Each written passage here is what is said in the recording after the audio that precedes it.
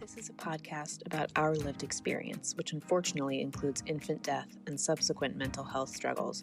Please take good care of yourself and only listen if this content feels safe for you right now. We'll still be here when you're ready.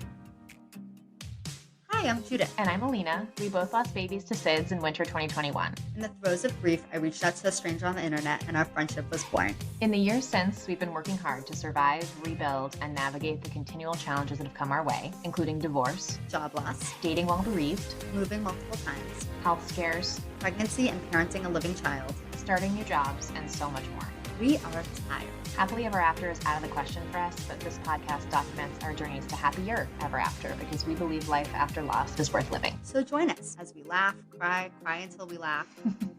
Welcome to As Long as I'm Living podcast. We're so glad you're here. There we go. Hello? Yeah, I have a really nice computer set in front of me that I borrowed in an office, but I couldn't figure it out. So it happens. So, Christine, it's nice to meet you. My name's Alina. We've never met, but Judith and Christine, you know each other. So why don't you guys talk about that for a sec so that everybody gets it? Okay. I miss you and it's so wonderful to see you. I miss you too, and it's good to see you. Okay, we'll get started. So, hi everyone. This is Judith. This is Aiden's mom. Alina, Quinn's mom, and we have And with Christine, do us. you want to introduce yourself? And I'm Christine, and I'm Miranda's mom. Miranda's mom. And Christine and I met at a retreat. When was it? A year and a half ago. It was 6 months after Aiden died. It's called Hayden's Heart. And I don't know what inspired me to go. You know, it was before I met Alina, and I really was just looking for some camaraderie and like help, and I didn't know where to go. And I had this idea that I should go on a grief retreat. So I did some Google searching, and like somehow they had like one spot available at this Aiden's Heart retreat. And so I just signed up and I like booked the flight the next day and I went. And there were a lot of women there, a lot of incredible, fantastic women there. But the one that I think that I connected to the most was Christine. And so I have been dying to get her on the podcast. Christine, I'll let you introduce yourself in 1 second, but let me just say that she is the funniest person that I know. You are she's an open book. She like says exactly what she's thinking. She just has the best stories, the funniest, like just job. She's just like an epic person. So, Yeah, but I did the same thing. Okay, so I don't know how I ended up at Hayden's house, but I'm really glad I did. I think after Miranda died, I just like was searching like on Google. And then things started happening and I ended up in these places and I'm like, oh my God, like how did I get here? So it's a little intimidating. You went to one in Costa Rica, right? Yep. I did Costa Rica. I did, I had another one pop up a year and a half after she died that they reached out and said, oh, you applied and we've accepted you. And I'm like, who are you? Like, I don't even remember applying, but I'm like, all right, I'll go, you know? And that one was crazy ass intense. Okay. That was super intense, but I'm glad I went, you know, every single retreat I went on, brought a different thing into my mind, but a different person too. Like I met it wasn't even the programs. It was a person that I met like you know, it's like you meet a person, you connect, and that helped a wicked lot, you know? But I do have a crazy job. I work in the automotive industry and I am an open book. I retired. Like I used to be really, really good at my job and now I'm not, but I think I can ride this, like my past for probably another 5 years. Okay. It's true. That's all you have left. You're running out of gas. Yeah. Like, it's like, I think I got 5 years left in me, but like I'm in the automotive industry and so it's all male. So it's been interesting with this journey too, because it's hard for guys to talk about stuff, but because I'm so open, like they're kind of like, I ran in this place today. I'm at a Subaru dealership. I ran in and I'm like, oh my God, I have to go to the bathroom so bad. And I need an office and a computer now. And they just looked at me and said, go in here. Like nobody even asked any questions, you know, like, why are you here? What do you like? So, and they don't care, and they keep walking by the window. They probably think it, like, I don't know, that I'm talking to the president of Subaru or something. So little do they know you're on a dead baby know. podcast, a bereaved parent podcast. And I do think that laughter's wicked important, but I also think it's a way to hide. Like the one that I went on that was a year and a half, like later they contacted me, was not a warm and fuzzy retreat like the one we went on, Judith. Like Judith and I's was like, meet your tribe, be taken care of.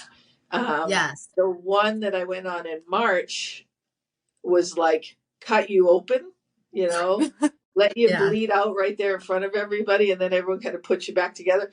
Very good. Like it was very, very good to do. But it's funny because, like, I was cracking jokes there, and they have like really, really talented therapists, and all of them were like, "Oh my God, Christine, like you are so hard to get through to because you just joke about everything." It's like they're like you're kind of a tough case, and I'm like, yeah. So it is what it is. Well, what was the name of that other place? I want to make sure I link both in the show notes. So what was the name of the other retreat? So it's on site, and they have a program that's called Helping Parents Heal. It's insanely good. Like insanely good. Probably. And I've been like one of these therapist junkie even prior to losing my daughter, and I've done all sorts of therapies and stuff. And I will say they are the best I've ever seen. Wow. Best. And it's no charge. It's a bougie we place. Sign up. I'm linking that in the show notes. Yeah. We got to sign up, or else we'll never get on there. Super bougie place, like high end. And a gentleman that lost his son, I think his name is like John Hoyt. He's like a music producer, sports guy. He actually pays for everyone. He wrote, it's like $7,000 for a week, and he paid for 48 people. Oh, wow. Yeah. I would say like our audience generally is in this period of building a family. So like, let's say in their 20s, 30s, maybe you're like a touch out of that phase in life. A little bit, yeah. Like my ovaries dried up a long time ago. But I hang out with our young people. I want to hear Yeah. about a little bit, because your decision to have Miranda was so intentional. I want to hear if you could just like tell us a little bit about that. And then the conversation that I really want to have is that Miranda was not a baby. Mm-hmm. She wasn't a baby at all. Mm-hmm. She was an adult. She was 20. How old is she? 25. 21? Yep. 25. Yeah, she was a young lady. And you and I have had many conversations about what's the similarities between losing a baby and losing an adult child, mm-hmm. and what the differences are. And mm-hmm. then the other conversation I want to have, which is I think is such a vulnerable conversation, which you and I have had before, which is what's worse and what's better. Mm-hmm. I think the truth is all wondering that. And I mm-hmm. want us to kind of have that open conversation. So tell us a little bit about Miranda. First, tell us about who she is as a person and how she came into this world. And then we'll kind of talk a little bit about the differences and similarities of losing an adult and a child. Okay. Miranda was 25 years old when she passed. She was like insanely pretty, like an adorable, pretty girl. And life was great until the end of high school. And then a series of things happened. Bad boyfriends that were abusing her. We had a peeping Tom that like creeped into her window. We had all this weird stuff happen. And she started with anxiety.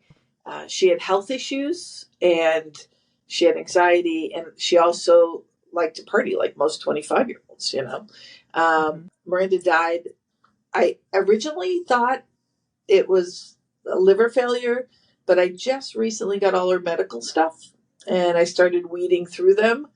And I believe she had an autoimmune problem, and it caused her liver to be all of her organs to basically be compromised. So she would have had to live a very healthy lifestyle, and she partied.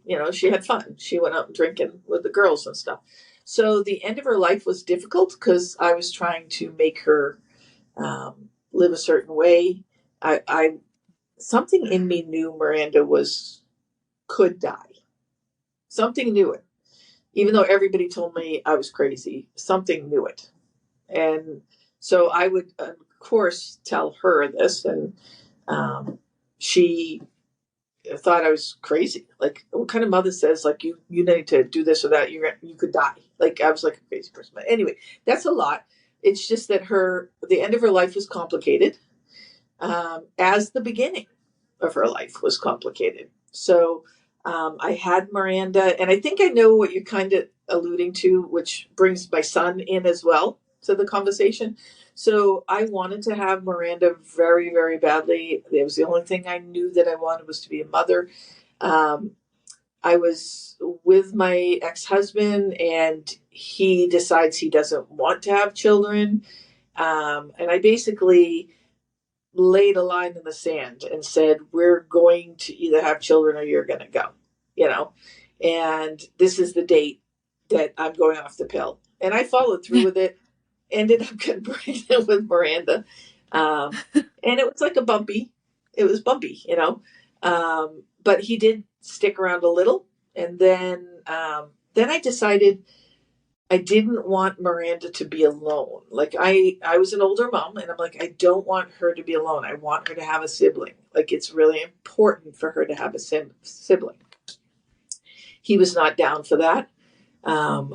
We ended up breaking up. I had my son with artificial insemination. So Corey was the one that was artificial inseminated to be Miranda's forever sibling. And it's very ironic and sad now that Corey is left behind. Yeah. And, Miranda's, you can't plan anything, right? But I wanted it so bad that, like, I did artificial insemination before it was a thing. Like, like this turkey is baster, like old fashioned. Well, a little bit. So I didn't, and then it wasn't covered under insurance. I traded car deals with doctors. So I had a infertility doctor in San Francisco that I got him a deal on a Mercedes that was hard to get. My OBGYN wanted this other car. I put together a deal, and he was chief of staff at a hospital. So they said if I let students watch, they would donate the hospital room for the incident. Like, I put together this deal to get my son. You made it happen. I'm impressed. Yeah. You made it happen. You were determined. I don't remember ever thinking it wouldn't. Like, I don't remember thinking, well, this is far-fetched or, weird. I just was like, I want him, and I'm going to I wanted him to be a girl, but, get everything you want. But I was like, I want him, and I'm going to have him, and I'm not going to just go out to some bar and pick up some rando, Yeah. Which it wouldn't have mattered if I did. I found that out too. But so it was a weird journey, and it has complications to it. You know what I mean? Because, I forced something on them, on Miranda and Corey. You're going to be in this world, and you're going to be together. And now they're not. It's just a lot. It was a lot. But she was fabulous. All Miranda wanted was to be a mother. She reminds me a lot of Judith. She's a little bit, that's what my attraction was right off the bat, was, she's kind of got that, like, ballsy attitude. And to set the stage, like, if we go back in the Wayback Machine, at the time, Judith, that you went on this retreat and met Christine, you were trying to get pregnant with your now living daughter. Yes, and Christine, actually, you were pregnant with her, but you didn't know yet, right? I didn't know. I was also not sober the entire weekend, but so I really didn't know. But Christine believes 100% I would have more children. She she was like, of course you'll have kids. You want kids, you'll have kids. And in my mind, it was such a question to hear someone who basically said, I made it happen. It was very comforting to me because I was like, look, no matter what, if you want it, you can make it happen. And that was really comforting, I think. And I think you can, though. Like, I think that's it. Like, if you want something, I mean, you just gotta make it happen. I mean, hell or high water, one way or another. One way or options. another. You and I bonded, even though our children died under such different circumstances. And I really kind of want to talk about that as to like, what did you see as the similarities? What do you see as the differences? And as our journeys have kind of continued on, so how do you see it? Do you see it as the same? Do you see it as a difference? Both. Like, so I see this a lot because I also have done a million different groups, and you hear stories from everybody, you know, when you go into these groups and everything. And I you know, it's different. I see the similarity that once you lose a child, you're broken. Like, your heart is broken open. I mean, you're not broken as a person, but your heart is broken. And I don't believe it ever mends for that. I think it's just a piece is gone, and your body's just continuously sending out pings for your child and coming back with nothing, and it's painful. And even if you have another child, or you have other children, that your body's still looking for that child. So I think that you share that sense of feeling like, wow, like something is missing. I can't, and you keep reaching for it, and it's not there, you know, and it makes you feel out of sorts with the community. Like, you're out in the world and you don't even know why you're not connecting. And I don't, you know, so I think there's a shared thing of like pain, like having extreme pain, and that confusion around your own identity, I think, is also shared no matter what. Like, am I still mom? Am I still their mom?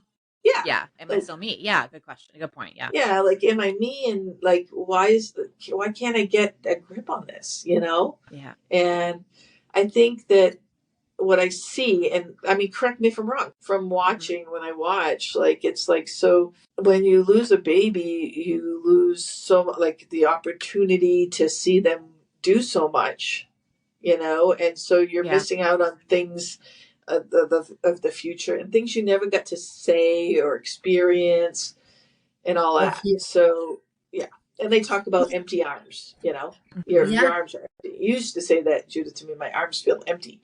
That you told me once that that I have so many more years ahead of me than you have. And that you felt bad that I do. Yeah. That's the other thing. Like, so I'm 61 years old. So, and this sounds morbid, but it doesn't to someone who's lost a child. I'm closer to being with my child. Wow. Okay.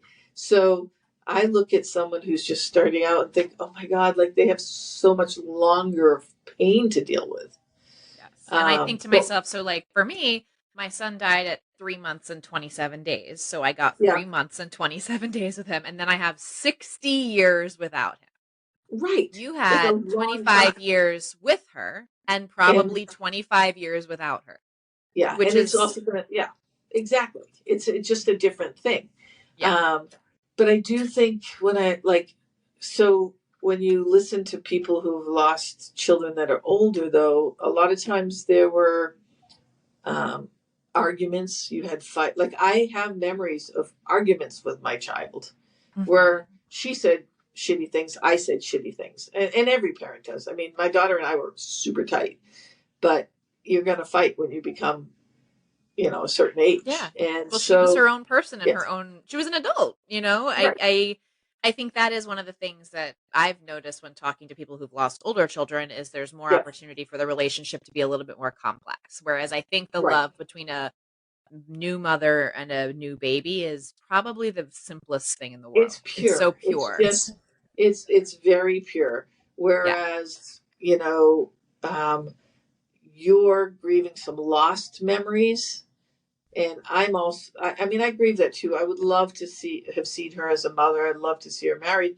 But I also am grieving, like, oh, I wish I had cherished that moment more. Or I wish, you know, God, why did I miss her lacrosse game? Like I should have gone to every single one. Like I would have drank it up had I known, So I think there's a difference, but I also still think there's that similarity of just an unbelievable pain that you're like almost desperate to fix and you can't.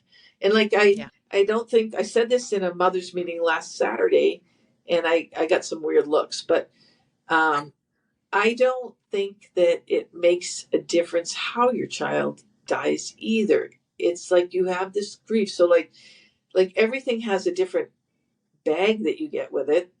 Like there's a lot of suicides now. Yeah. And so, the a lot of mothers that have lost a child to suicide will be like, oh my God, you don't understand. And then there's overdoses and there's addiction issues, there's accidents, there's disease and cancer, and none of them are good. You know what I mean? Like, that's the thing. I think like the crux of it is that there is no scenario where a child is supposed to die before their parent. I think pretty much every other loss, like siblings can die in either order. Husband and wife can die in either order. A parent is supposed to die before the child. This relationship is pretty much the one where you're not meant to biologically survive the loss of your child. Like there's a reason it's so painful. It's because we've evolved over centuries to protect these little creatures, and when they die, it's really hard to deal with. Of course. So, I'm preaching to the choir. I don't think there's anyone that's worse than another, and also there's some mothers that in the group that don't have other children, and so they lost their only child that was 20, say, and like I have a friend, and she was saying to me, "Yeah, but you'll be a grandmother, you'll be, I lost my only child. You have another child." And I'm like, I understand you probably feel like that is harder to carry. And there's no measurement, I don't think, on how hard, because like, yes, I feel for her, like, oh my God, like that is awful. But, and I'm grateful but on for the my other son. hand, you're grieving. I think what you're trying to get at, and I totally agree with you, is that they're all better or worse in certain ways. So you're sitting here, you have another child, which is wonderful. You still have the opportunity to see him grow into a full-fledged adult, possibly get married, have children of his own, become a grandmother, etc. You get that, but you also have to watch him grieve, deal with the complexity of the pain of watching your child grieve his sister. I mean, none of it's fucking good. It's all bad. Yeah, there's no good.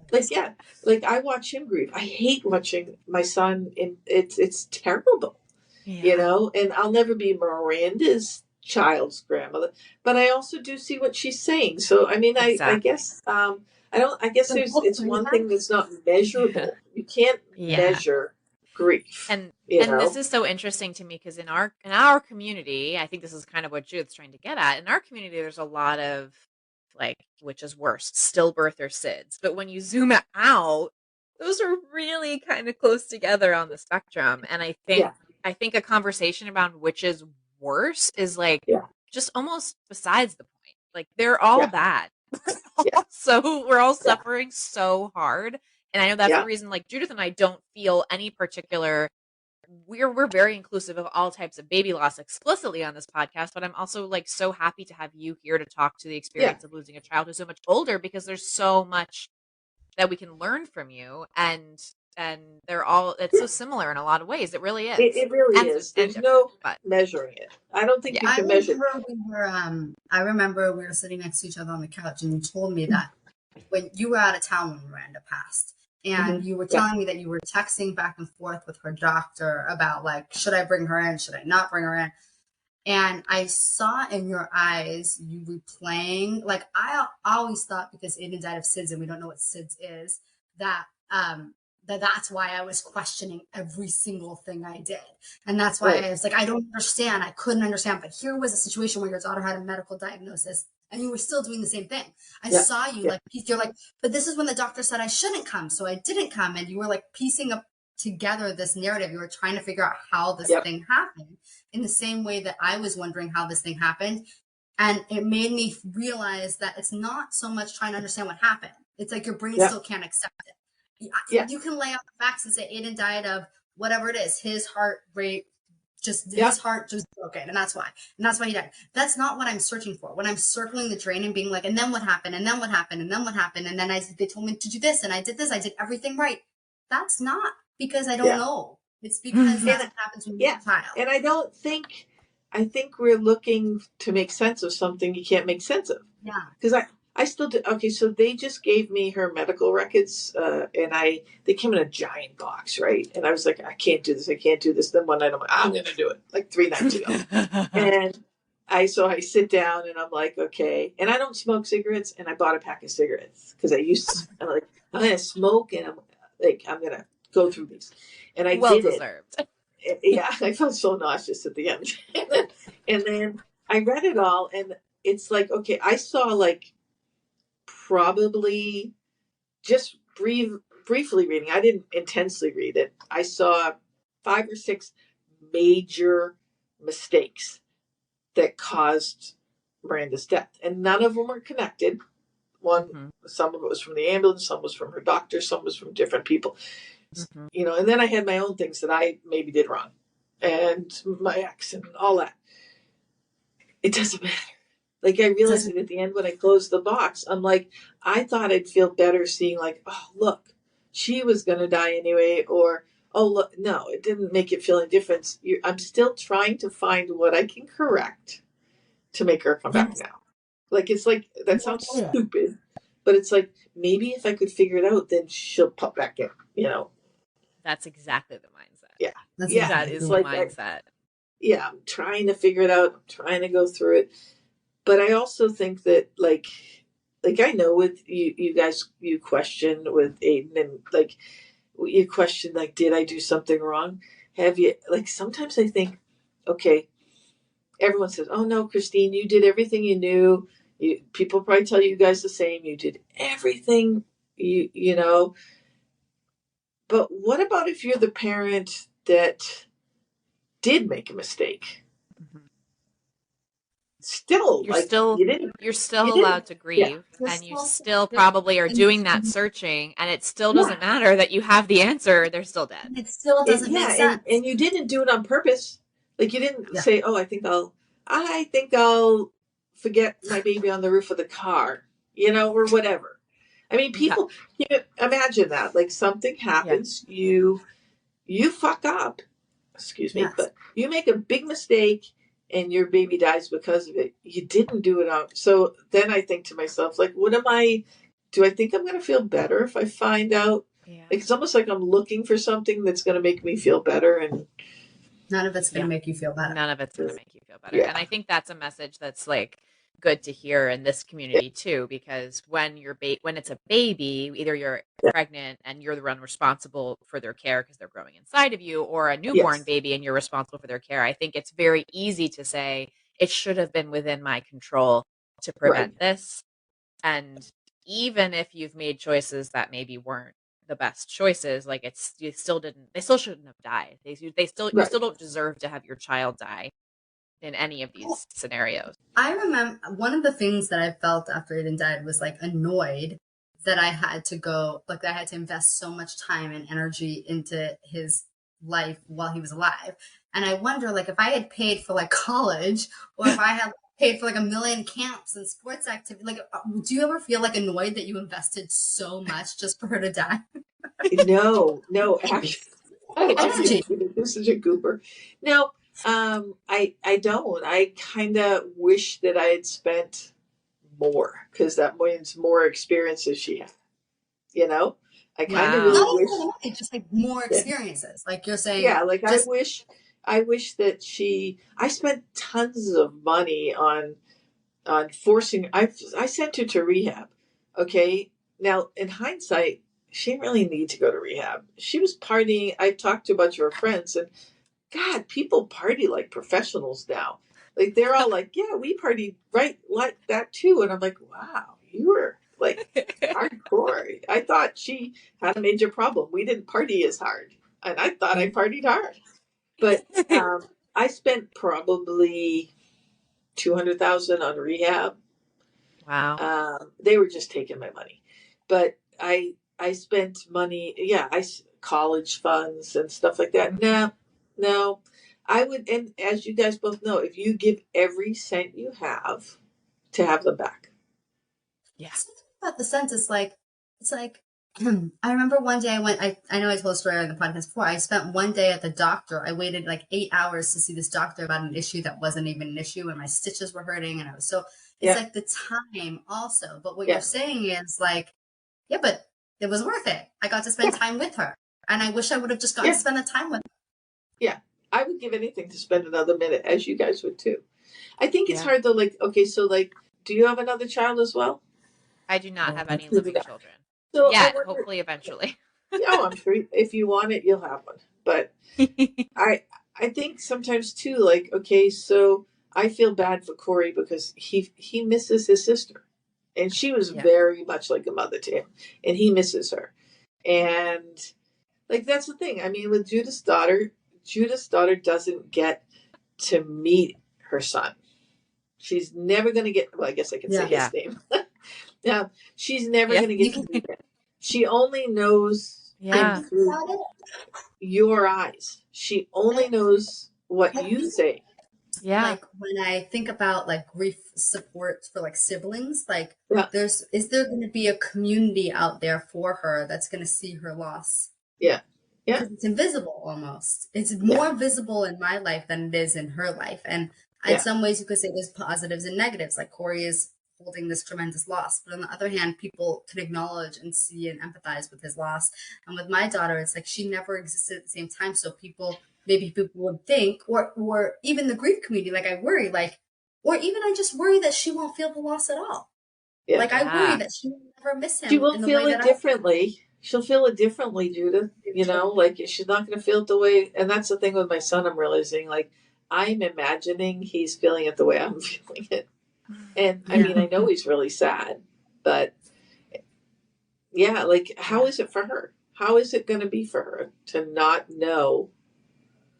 Like, she doesn't know. Like, she just knows what you're telling her. And that's a loss. That's another loss, you know? That's another loss for your family, is that you have to grieve not having your kids play together, you know? Or, like, it's just like a series, it seems like, of losses and losses, and they all suck. The only thing, I mean, I will say this, and it's probably wrong and controversial, but people, like, I have a friend right now who lost her dog. And I love my dogs. But my biological cellular self is not going to keep looking for my dog. Like, I'm sad, but it's different. Not the same. Like, it's not the same. And like, and I've had people say that, like, you know, well, you know, I just lost my dog. My dog is my baby. Yeah, I don't know I know how you feel because I just lost my dog. And I'm like, yeah, maybe not quite, but you know what it feels to feel pain. Yeah. You know? Yes. I actually think like the best way to say it is it's just not the same. Like, I don't want to tell anybody that the worst loss they've ever had is not the worst loss they've ever had. And I haven't lost a parent. I have lost, you know, I've had certain losses in my life. There are some I haven't experienced. And it's true. I don't know what that feels like. What I can tell you, it's not the same. It's not the same. It's just not the same. Yeah. When I went to that on-site, and they did, so the way they did it is in the morning you had like a class. This was at Hayden's house? No, this was on-site, the Life After Loss. Right. It's in Tennessee. And they said that you went to a class in the morning and you learned stuff about grief. And it was not like, well, we think. It's like, it's been proven. Like, it was more scientific. And then in the afternoon, you went and did group work with therapists that specialize in grief. And one thing that jumped out to me was the thing as a mother, it's like on a cellular level that your child was in you always, because you're born with your eggs. Your child was always there, and now they're not, and your body really is looking Like it really has that feeling. And they said it's even different, like mothers and fathers. Not to say one is more painful than the other, but on a father, it's more like a protective thing. Like I failed to protect my child. You know, it was interesting. Some of the stuff that they taught me did help me, like to kind of put some stuff in my head. Like There's this one study that was done. It was actually done by one of the researchers was Dr. Rick Goldstein of the Roberts program. He's a SIDS researcher, but he also studies parental bereavement just in general, not just babies or SIDS. And one of the studies is about like attachment specifically between mother and child, and mothers who lose children are one of the groups that is most at risk for prolonged grief disorder. Now, we could have a whole other separate conversation about whether grief in any form should be considered a disorder, blah, blah, blah. I'm not going to get into that. But essentially, whatever those characteristics are that indicate it being kind of prolonged, unexpectedly long, difficult to manage, mothers who lose children, specifically mothers who lose children, not fathers, are at the highest risk. I think the other category was people who lose someone to suicide, if I remember correctly. I'll try to find that study and link it in the description. But I remember reading that study and feeling so validated that I was like, oh, it is just as bad as I think. Like I am not crazy. In fact, it's actually really normal and sane to feel as distressed as I do. Well, I like what you just said, because it's like a validation. Like, yeah, I'm not crazy. I'm not crazy. Like, and again, this is not to minimize the loss for any other type. Like, I know bereaved grandparents really struggle. I know bereaved fathers really struggle. The three of us here are bereaved mothers, and what we're saying is our experience is really hard. We're not saying anybody else's experience is not hard. We're just saying it's not hard in the exact same way that our experience has been hard. Exactly. It's different. It's like, okay, you know, like, all right, you cut off a leg and you cut off an arm, you got two different things going on. Yeah, like two different long-term issues that you have to deal with. And I only can get one shoe, and, you know, and the other one is like, I can't, like, you know, wipe my ass. Like you got a lot of stuff, like different problems. And I think mothers are like, we're like completely the amputee, right? We've got, nothing's working. Some days, I used to say I felt like all my skin was gone. Like I was just raw and exposed to every element. You know, that's how it really felt in the beginning. Was something like that you also said to me in the past that really resonated was when we spoke about Miranda's friends, because you said it's hard for you to watch Miranda's friends continue in life, and I didn't have friends. And it's like a differentiating, I find that a little different. There aren't other people to help me carry this loss, but also that pain. Also, I don't see and experience the pain of that friend, you know, her friend graduating college without her. Yeah. You know, he didn't have that direct comparison in that way.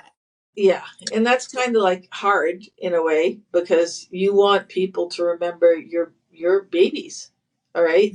And now, you can punch me. Well, no, you can't punch me because I'm long distance. But I mean, you might think that it is like, you might notice people seem to forget your children easier. They forget about it because your children didn't necessarily impact their lives. All right. So they might think about them occasionally, whereas someone who was a kid that was older, you played on a sport with them, or you were their first boyfriend or girlfriend. How is it when you see these people around? Like, how is it when you see these people? It's weird. Like, okay, so I just saw one last week and it put me into a tailspin, but I was like, it's like a catch-22. So she has like 4 or 5 friends that reach out to me, and it's not the ones I would think. You know what I mean? Like, yeah, one of them was her best friend, but the others, like, were childhood friends, but they think about Miranda still. And so it makes me feel really happy when they're in town and they say, oh, we want to see you. Like, they know how much I miss Miranda. They knew how much I loved her, and they want to connect with me because it connects them to Miranda. So it feels great that they remember her and they are talking about her. But it feels bad in a way, because then they're talking about all the stuff they're doing, and I can't help but drive home thinking she's supposed to be doing that.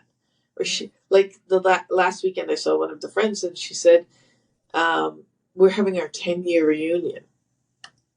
She goes, oh my God, we're having our 10-year reunion. Can you believe that? Okay, then she kept talking about other things in life. And all I kept thinking about was that 10-year reunion.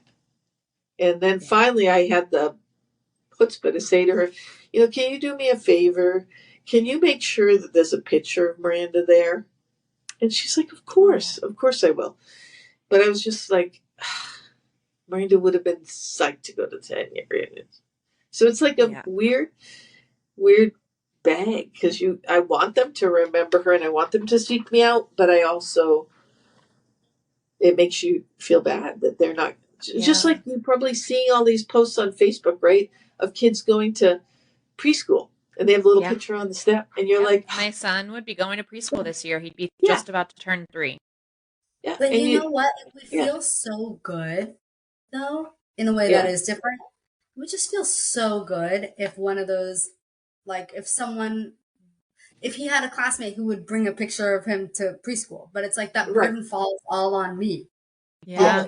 Always falls on me. I have this huge, heavy load to continue on his memory, and there's no one that helps me carry that. I mean, Alina, and honestly, this podcast, but like in general, I carry this huge load. There's no one to bring a picture. No one, and that is hard.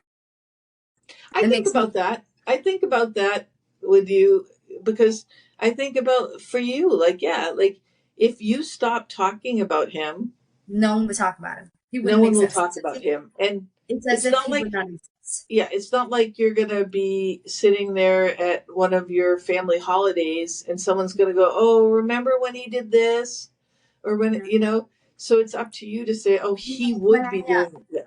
Mm-hmm. We had Shiva for Aiden. I was talking to a friend her dad died recently, and she was telling me about Shiva. She said, like, oh, the Shiva was so wonderful. Like, we got to hear all these amazing stories, about her dad. And she was like, it was so healing. And I thought back to our Shiva. It was no one was going to say anything. There was nothing to say. And it's not only that they died tragically. Like, I mean, it's not only that. It's just that there's no one who had, very few people have a story about him. There's nothing to say. He exists through me. That's the only way that he has, and that's lonely and isolating. And it actually, this is reminding me too. I really feel a burden, and I really love it. It's both. That I'm the main rememberer of his life. So the burden comes in that everyone else who was in his life, who does genuinely grieve his loss, I think they feel closer to him when they're around me. Which is what you were saying. Which is wonderful and a gift, and feels like a privilege to be kind of that person and carrying his memory forward. And I'm so glad I got to spend the time with him that I did and get to know him so well and be his person, But it is also a burden. Like on difficult days, if people want to be closer to him, I'm not inviting them into my home to be closer to me, to be closer to him. Like I don't feel any closer to him being around other people.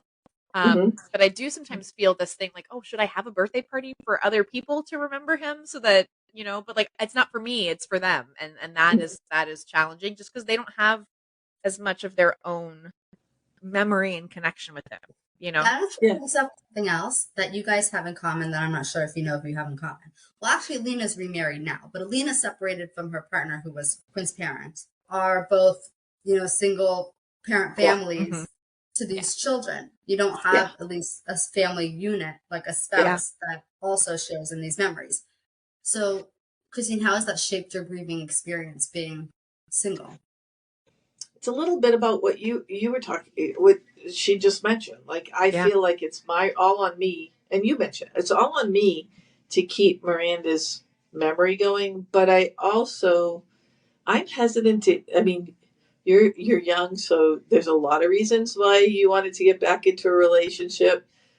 I think it holds me back from even opening up because I think nobody's going to know me.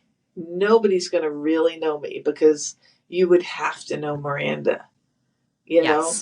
So even though Miranda's father is a complicated individual, is a nice way to put it. He's complicated. There's still a weird feeling when I'm with him that I feel like complete, you know? Like, because it's like we both miss her. Yes. You know, he understands. He remembers her being born. He remembers all the stuff about her. Yeah. You know? So don't you find, like, you're with someone new now? Yeah. They can understand your experience, but they never knew Quinn, you know? Yeah. I mean, I think everything you just said, it really resonates. I think that, you know, Kaylee is Quinn's other parent.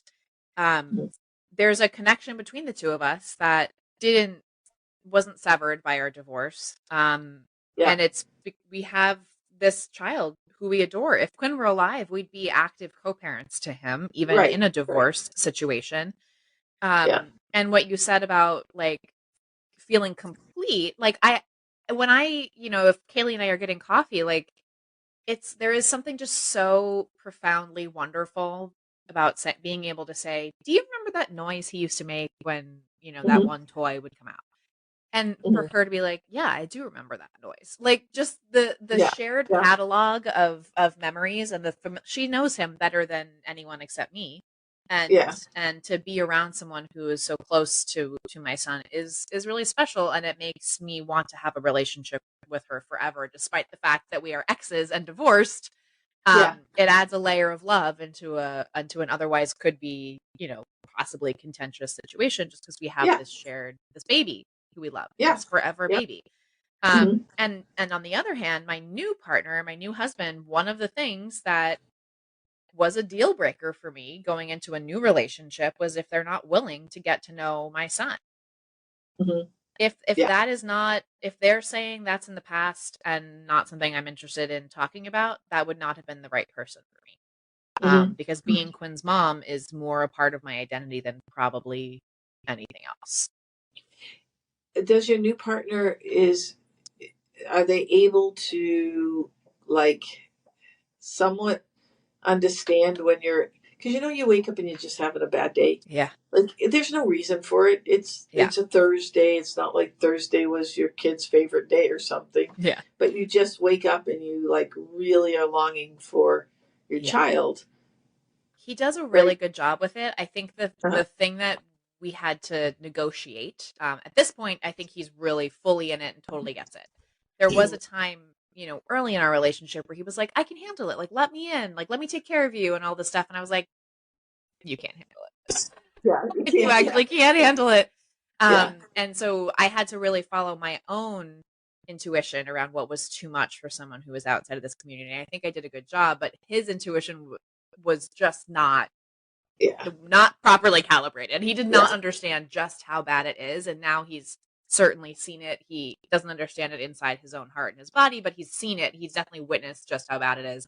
And he's kind of integrated how to take care of me or when he needs to step away for his own self at this point. But yeah, he definitely did not understand. He also has never had a significant loss in that way. Like he hasn't lost a parent or a partner or anything. So I think he just didn't have that same process. But he's really wonderful. And the thing is, like, Judith and I say this all the time, like, we are each other's grief partners. Like Judith's husband, although they're together and love each other and live in the same home and remember Aiden together, her husband is not her grief partner. We are grief partners. So like there's a significant portion of my grieving and the care I need as a griever that comes from outside of my romantic relationship. And I think that's healthy for my romantic relationship, honestly. I was actually going to say that because can we say Judith's husband, no, Judith's partner's name or whatever? I'll leave his name out of it. Judith's husband. We don't say his name either. With him and a couple of my other girlfriends that's husband, that have lost children and their husband, they're married. Yeah. And as much as I miss having that, to like having that person with me that gets it, I also am very grateful in some ways that I don't. Yeah. Because I don't have to worry about Yes. It doesn't look good. We're not making it look good. Like, I don't have to worry about like what he's feeling or what he's thinking, or I don't have to worry if he's like, oh, what is he gonna be okay? Like he's like, it's like, yeah, my ex's problem. Like, I do feel for him and all that, but it's his problem. 100%. Yes. I'm with you, Christine. Yeah. So it's like, I don't, and I don't, it's awful, but I do watch like couples, and there's a whole other thing going on too. Yeah. There's a whole other thing going on. So I don't know that we know someone who had a daughter that passed away, and she was remarried to a new guy. So they also have a complicated dynamic, because it's not his daughter that died, but she's still married. So it's like, it's complicated. All these variations have their own positives and negatives and drawbacks and benefits. It's very complicated. It's very complicated. I think you're right. There's a lot of benefits. And also, Alina and I talk about how different we are now that we had the loss, and the ability for her and you to choose a partner in this new version of yourself in some ways is also good, because I'm a different person and my husband's a different person, and we happen to continue to be compatible. But there's like also parts of us that are no longer compatible, and that made sense because we were pre-loss, and in this post-loss world, we're having to like force things together. And Alina, she shows up as this brand new person. Her partner loves exactly who she is on this day for what she is, including the loss. They don't have to like reconcile anything. Exactly. He has, and he's one of the only people in my life. Judith is the other person who they are not expecting me to all of a sudden snap back to a person I was before. They never even knew that person. They like this person. And it is really freeing to just be able to just be who you are, myself, and not have this specter of old Alina kind of hanging over me. And I think that is like the theme of this conversation. And I don't know if we had this as literally the theme of this conversation intentionally, but is that these losses, the circumstances can be so different, and things can be good and bad about a particular circumstance. Like we're talking now about, we started with the conversation between losing an adult child versus losing a baby or a young child. It's very different. Things are harder. Things are more easy in certain ways, more painful, less painful. Losing a child after a divorce, painful in some ways, less painful, and easier in other ways. But it's all bad. It sucks. No one would choose any of this. So I was talking to this one lady, and she cracked me up because she'll never listen to this podcast, so I can say it. Like, I never saw her. I knew her before. I never saw her as someone that I would want to be. Okay, I kind of thought she was a pain in the ass and a bit of a snob. But when I lost Miranda, she reached out to me, and she really helped me a lot in the beginning. And then we were sitting talking one day, and she said, the worst thing is she goes, do you feel this way? She's like, I feel like before I lost my son, people used to look at me and envy me. Like, oh my God, she has like the perfect life. And now she says, nobody wants to be me. And I thought, well, I never wanted to be you anyway. But I got what she was saying. Yeah. Like, no one picks being us, right? Like, and I do think that too. Like, this is like on my worst days, I'm like, yeah, everybody's got stuff going on, but most people at least have alive kids. Like, all their kids are alive. So I'm like, yes, I'm sure it's really stressful, whatever shit you have going on. But like, at least at the end of the day, you can lie in bed and say, but at least I have my children. Like, I can't say that. There are people who like are in refugee camps, starving in the winter cold, huddling around like one campfire for 5 billion people, and they're like, oh, but at least we have our family and we're together.